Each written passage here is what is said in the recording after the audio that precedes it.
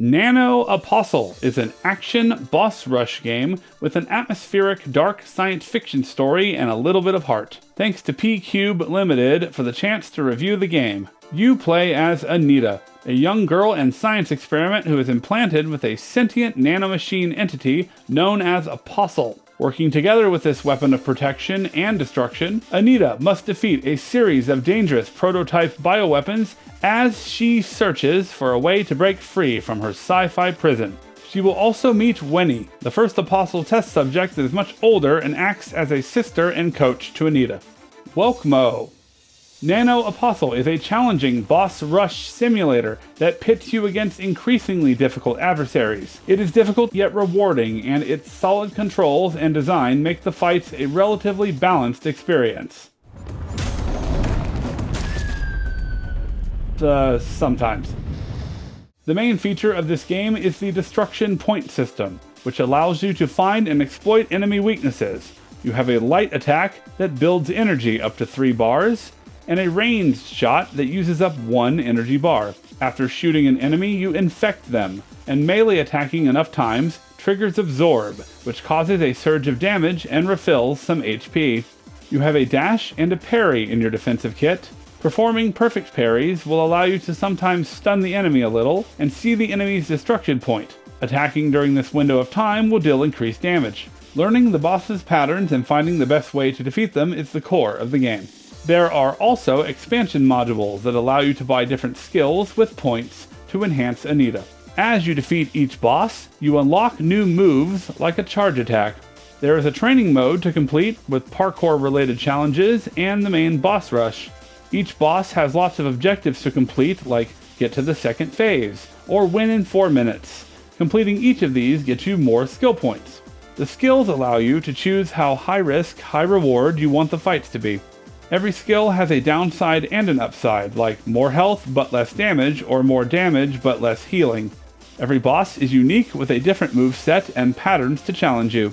They are 2 phases long and can be very difficult, but defeating them gets you that lovely dopamine hit, plus you feel like a badass.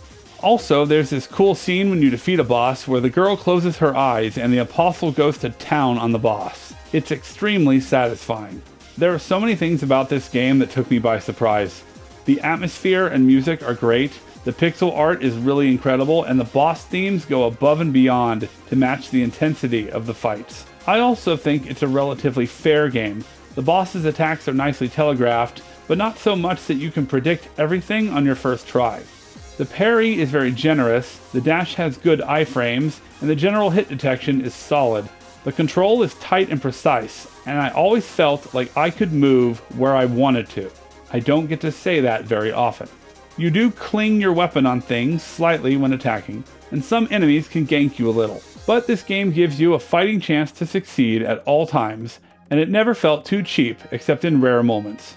I didn't expect that I would enjoy the story as much as I did either, which focuses on the 2 girls and their friendship. It also gives you backstory to who Anita is after each monster is defeated. There isn't any voice acting, but I laughed quite a bit at the humor that provides a small release from the tense atmosphere. It also has a lot of sci-fi lingo as well, but the writers knew not to go so far as to confuse the player, and they keep the simple relationship between the characters as a core pillar of the story instead of letting everything get needlessly complicated. Although if you like your stories to be needlessly complicated, you can read a bunch of lore information in the logs. I only have a few minor complaints, like with the boss design where bosses get stuck in their own hazards like fire or in between a laser barrier, making you wait until they come out. I would have liked to see more combo variety in the basic attacks, but there is already enough variety in the game to keep battles interesting.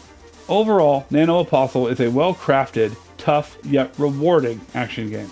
I recommend this game, but mostly to players who are okay with taking on a difficult boss and slowly learning in their skills to eventually emerge victorious. This is a game for problem solvers who like a challenge and a nice nap afterwards. I give NanoApostle a generous 4.5 perfect parries, leading to a lot of button mashing out of 5.